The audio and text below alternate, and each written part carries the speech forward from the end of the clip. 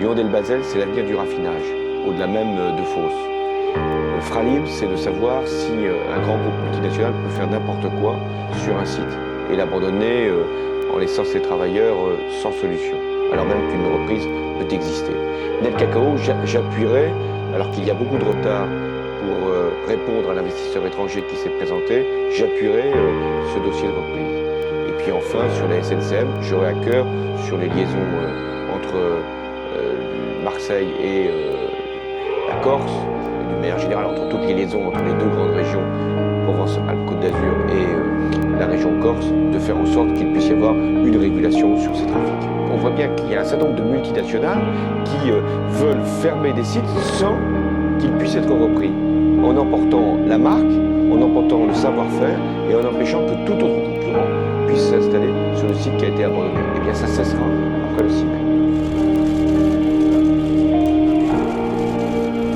D'abord, l'insécurité, elle fait partie du quotidien, hélas, de beaucoup de Français, et notamment ici à Marseille. Et ce n'est pas parce que ce n'est pas un thème qui s'est vraiment introduit dans la campagne qu'il n'est pas, en tout cas pour ce qui me concerne, prioritaire. Je comprends que le candidat sortant n'en fasse pas beaucoup sur ce sujet-là. Il avait tant promis et si peu tenu, et notamment à Marseille. C'est vrai qu'il y a plus de policiers qu'ailleurs, mais il y a plus de délinquance qu'ailleurs. Il y a des violences qui ont progressé de 15% l'année dernière. Donc nous sommes dans des situations extrêmement graves. Moi, je considère qu'il ne peut pas être accepté de laisser les effectifs policiers diminuer sur Marseille, ce qui est le cas. 400 postes ont été perdus depuis 2007. Donc je remettrai des effectifs de police. Est-ce que ça veut dire que c'est la solution et qu'il n'y aurait rien d'autre à faire? Non, il faut lutter contre les bandes, les trafics et agir, j'allais dire, à la fois au plus près et à la tête de ces réseaux et de ces trafiquants. La justice doit aller jusqu'au bout. Après, elle conclura en toute indépendance. Si pour permettre à ce que la justice fasse ses investigations, il convient de lever cette immunité parlementaire, moi j'y suis favorable. Après c'est au Sénat d'en décider, mais rien ne doit entraver le bon fonctionnement de la justice. La rénovation thermique des logements sera l'une des grandes priorités de mon quinquennat.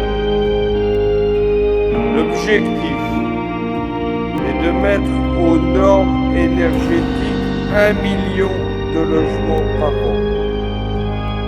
En nous concentrant sur les 4 millions de logements anciens qui sont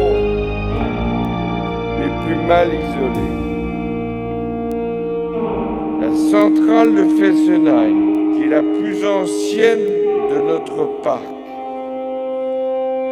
sera fermée à la fin de l'année 2016, dans des conditions qui garantiront la sécurité des approvisionnements de cette région, la reconversion du site et la préservation de tous les emplois dans l'état actuel de nos connaissances.